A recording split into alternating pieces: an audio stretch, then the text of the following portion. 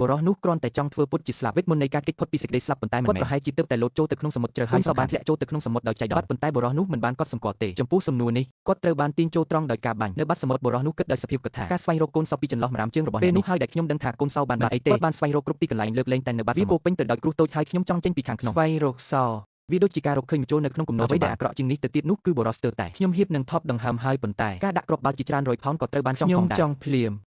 វាក៏មិនអាចទៅរួចទេទាំងស្រុងសម្រាប់វាដើម្បីលេចចេញមកគាត់មានបំណងព្យាយាមទាញដែកនោះចេញពីគ្នាទោះជាយ៉ាងណាក៏ដោយខ្សែសង្វាក់នេះបានបង្ហាញថាចំពោះបញ្ហានេះទស្សនិកជនខាងលើមិនទាន់ដោយដឹងពីភាពធ្ងន់ធ្ងរនៃស្ថានភាពនេះមនុស្សគ្រប់គ្នាគិតថានេះជាល្បិចវេទមន្តឥទ្ធិពលមើលឃើញមានតែជំនួយការស្រីប៉ុណ្ណោះដែលសម្លឹងមើលពេលនោះដល់ពេលនោះទើបខ្ញុំដឹងថាមានអ្វីមួយខុសប្រក្រតីដោយសារតែពេលវេលាបានកន្លងផុតទៅនៅពេលនោះនាងបានដឹងខ្លួនភ្លាមថាបុរសនោះបុគ្គលនោះបានជួបប្រទះបញ្ហានៅក្រោមទឹកនាងបានមកយ៉ាងលឿនពីទីដែលផ្សេងគាត់បានលោតចូលទៅក្នុងសមុទ្រជាសំណាងល្អនាងបានរកឃើញវាឆាប់នេះសម្រាប់បុរសដែលជាប់គាំងដើម្បីកុំឲ្យបុរសថប់ដង្ហើមជំនួយការស្រីបានប្រគល់វាទៅបុរសនោះយ៉ាងហាមអុកស៊ីសែនស្រស់ថ្លាមួយបន្ទាប់មកគាត់ចាប់ផ្ដើមស្វែងរកគ្រប់ទីកន្លែងស្វែងរកកូនសដែលបាត់ជាសំណាងល្អជំនួយការស្រីនោះមានសំណាងហើយវាត្រូវបានគេរកឃើញក្នុងរយៈពេលត្រឹមតែប្រមាណវិនាទីគឺបុរសនោះយកសោហើយបើកវាឲ្យលឿនគាត់បានដោះសោដែកចេញហើយបន្ទាប់មកភ្លាមសេះបានស្រែកច្រវាក់ចេញហើយចាប់ផ្ដើមដើរទៅរកទឹកវាបានហែឡើងលើនៅពេលដែលបុរសនោះលេចចេញមកយឺតនៅលើទឹកល្បិចវេទមន្តបានដំណើរការយ៉ាងរលូនរួចរាល់ហើយប៉ុន្តែជំនួយការស្រីនោះហ៊ានតែពីទីដែលផ្សេងអ្នកដឹងទេហេតុអ្វីបានជាដូច្នេះ